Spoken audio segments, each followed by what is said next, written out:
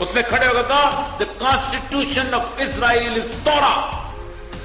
اسرائیل کا آئین تورات ہے. اور اس کے بعد دوسرا لفظ نے کہا ہم کوئی ایسی کتاب تخلیق نہیں کرنا چاہتے جس کی حیثیت تالمود سے زیادہ اوپر ہو جائے. ہمارے کسی بھی ملک کے اندر کانسٹیٹیوشن کا وائلیشن کا کیا سزا ہے؟ موت ہے نا. موت ہے. کیا قرآن کی وائلیشن کی سزا موت ہے؟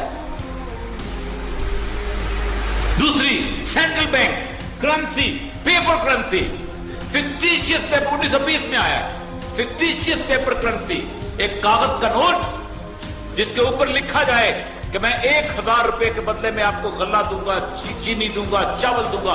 اور پاکستان کی حالت یہ ہے کہ 323 ارب کے نوٹ ہیں, سیکورٹیز ہیں ہمارے پاس, اور ہم نے 920 ارب روپے کے نوٹ جاری کیے ہوئے ہیں. اور اس کے اوپر ایک بینکنگ سسٹم آیا جس کے اوپر international banking international settlement bank of settlements بنایا گیا کہ جو کہتا یہ ہے کہ Nigeria is an oil rich country جس کے پاس 100 ارب سے زیادہ تیل ہے, اس کی کرنسی ڈاؤن ہے. اور فن لینڈ جہاں خاص نہیں اگتی وہاں اس کی کرنسی زیادہ ہے.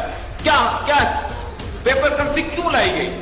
اس لیے لائی گئی کہ میں بھی 50 ارب ڈالر خریدوں گا, آپ بھی 50 ارب ڈالر خریدیں گے, وہ بھی 50 ارب ڈالر خریدے گا. ہم مل کے 300 ارب ڈالر لے کے کیا خریدنے جائیں گے؟ تیل. اور تیل کس کا ہے؟ مسلم امہ کا. آج اگر تیل پاکستانی روپے میں بکنا شروع ہو جائے 80 روپے کے ڈالر کے ایک پاکستانی روپیہ ہو جائے گا, صرف اس لیے کہ اس کرنسی کو اسٹیبلش کیا جائے. ایک فکٹیشیس آرٹیفیشل کرنسی کریٹ کی گئی اور اس کے اوپر ایک بینکنگ سسٹم بنایا گیا. 45,000 کارپوریشنز ہیں. ان 45,000 کارپوریشنز کو 500 کور کارپوریشن جو ہیں, ملٹی نیشنل جو ہیں, وہ کنٹرول کرتی ہیں. ان کو 20 بینک, اور بینک پیسہ نہیں دیتا, بینک بھروسہ بیچتا ہے. ایک آپ پیسہ لے کے نہیں جاتے, آپ 10 لاکھ روپے کا ایک ٹرانزیکشن نوٹ لے کے جاتے ہیں.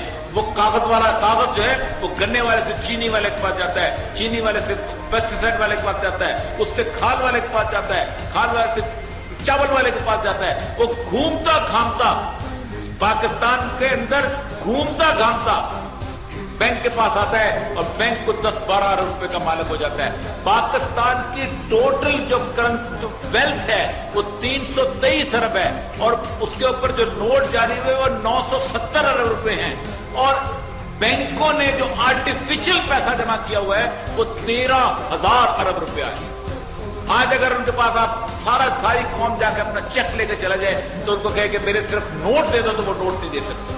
یہ وہ آرٹیفیشل M1 اور M2 کی کریڈٹ کے پورا بینکنگ سسٹم, وہ سودی نظام, اس سودی نظام کی بنیاد پر ڈیموکریسی کو کریٹ کیا گیا.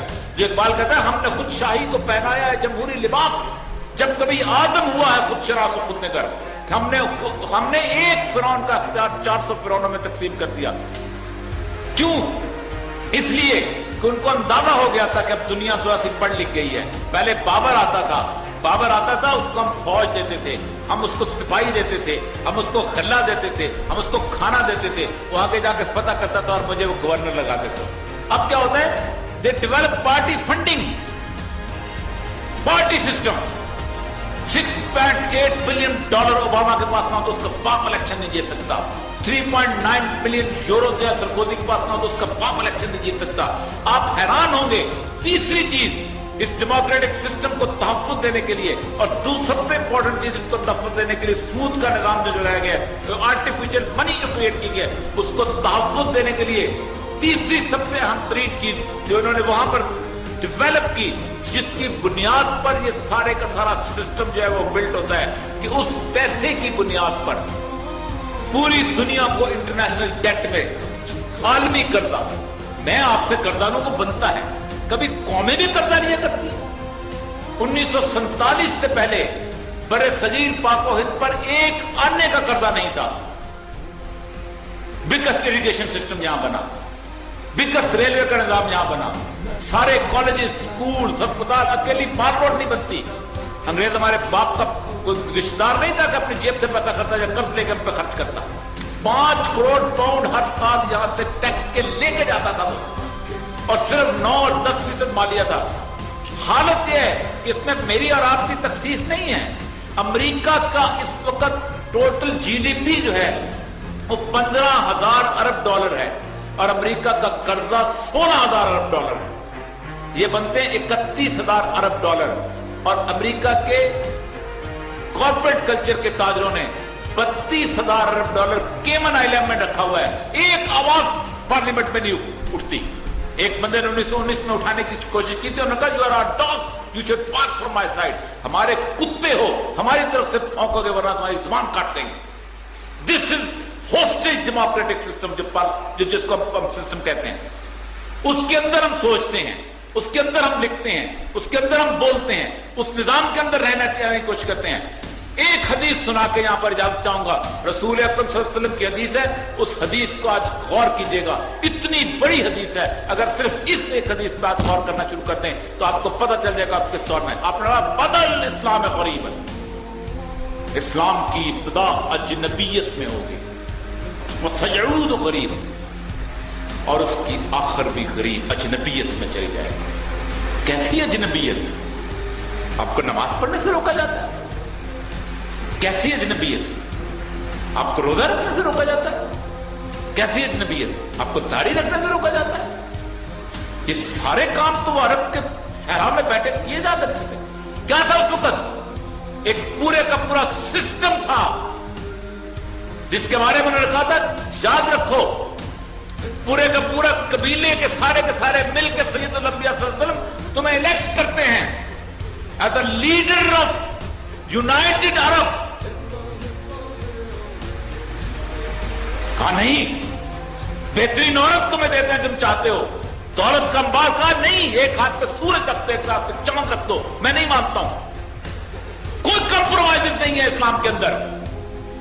इसके साथ कर लो तो इसके साथ कर लो तो इसके साथ कर लो, और उसके बाद कहोगे तुम लोग you are worth in it. फिर इस्लाम गरीबन, अजनबियत, वो जो सिस्टम चल रहा था, आज उसी तरह हम अजनबी नहीं है। पार्ट टाइम इस्लाम अजनबी नहीं है, मॉडर्न इस्लाम जिसको हम कहते हैं, जिसके अंदर हम एक डिनर पे बैठ के खाना खाते हैं, मैं और जॉर्ज डब्ल्यू बुश, उसमें अजनबी। हम अजनबी उसी तरह हैं जैसे सैयदुल अंबिया की आवाज अजनबी थी पहले दिन जब उठी थी। ना हम मुस्लिम इकोनॉमिक सिस्टम हमारे मुताबिक है, ना ग्लोबल पॉलिटिकल सिस्टम हमारे मुताबिक है, ना किसी और चीज का तस्वर हमारे मुताबिक है। खड़े होकर कहा था टोनी ब्लेयर ने, जॉर्ज डब्ल्यू बुश ने, कि they are taking our lifestyle from us, ये हमसे हमारा लाइफस्टाइल छीनना चाहते हैं। मैं पूरे मुल्क से कितने लोग बैठे हुए हैं, सवाल करता हूं, मेरा लाइफस्टाइल क्या है? मेरा लाइफस्टाइल ये बैंकिंग सिस्टम है। मैं खड़े होकर अपने वजीर आज़म को खलीफा नहीं कह सकता। क्यों कहूं मैं? मुझे बुरा लगता है, मुझे शर्मिंदगी होती है। अगर सुल्तान अब्दुल हमीद आखिरी खलीफे को मैं खलीफा करके देखा, हजार सामने थी, वजह उसको कहने से मेरा ताल्लुक 14 साल पहले लगता है अबू बकर सिद्दीक के साथ। मैं उससे वो चीज एक्सपेक्ट करता हूं, लेकिन जब मैं उसको वजीर आज़म कहता हूं तो मैं उसको एक्सपेक्ट क्या करता हूं? उस शख्स से कि जिसके 10,000 अफेयर भी होते हैं, जो चोरी भी करता है। जब तक आप अपनी टर्मिनोलॉजी में बोलना, उठना, बैठना, चलना, फिरना नहीं सीखेंगे, उस वक्त तक आप कभी भी अपनी कह सकते। आप वही पार्ट टाइम इस्लाम कर रहे हो जो करते हैं। पाकिस्तान का बुनियादी मकसद क्या था? हमने वाहिद इस मुल्क को 10 लाख लोगों ने, शहादा ने कुर्बानी दी थी, उस टर्मिनोलॉजी से बाहर निकला था 1947 में। टर्मिनोलॉजी क्या थी? कौमें रंग से बनती हैं, नस्ल से बनती हैं, जुबान से बनती हैं, इलाके से बनती थी। हमने कहा था नहीं, हम तुम्हारी टर्मिनोलॉजी नहीं मानते, हम तुम्हारा टर्म्स ऑफ रेफरेंस नहीं मानते। हम अपने टर्म्स ऑफ रेफरेंस पे कौमें मजहब से बनती हैं, कौमें ला इलाहा इल्लल्लाह से बनती हैं, और उसके बाद हमने उस मुल्क के साथ वो किया है कि इसका हम तसव्वुर नहीं कर सकते। इस सारे सिस्टम में, इस सारे मामले के अंदर आखिरी बात जो करना चाहता हूं, फरमाया वहुम मिन कुल्li हदबिन यंसिलून, वो तुम पे हर बुलंदी से हमलावर होंगे। आपकी सारी फहाशी कहां से आती है? सैटेलाइट से। आपका सारा बैंकिंग सिस्टम कहां से आता है? सैटेलाइट से। आपकी सारी इकोनॉमिक माइट कहां से आती है? सैटेलाइट से। आपके ड्रोन हमले कहां से आते हैं? सैटेलाइट से। आज हम जिस सरजमीन में रहते हैं, उस सरजमीन का सिर्फ एक कर्ज है। 200 मुल्क हैं, हर मुल्क के बाहर तख्ती लगी हुई है। ये मिस्रियों का मुल्क है, ये शामियों का मुल्क है, ये फ्रांसीसियों का मुल्क है, ये बंगालियों का मुल्क है, ये फ्रां का मुल्क है। मेरे मुल्क के बाहर अल्लाह की तख्ती लगी हुई है। 199 घर हैं। मेरा मुल्क मस्जिद है। मुझे इसलिए इससे मोहब्बत है। اور جو مسجد کے اندر قدم ڈالتا ہے اللہ تعالیٰ پھر اس کے ساتھ جو کرتا ہے ہمارے ساتھ وہی ہو رہا ہے. باخر دعوانا الحمدللہ.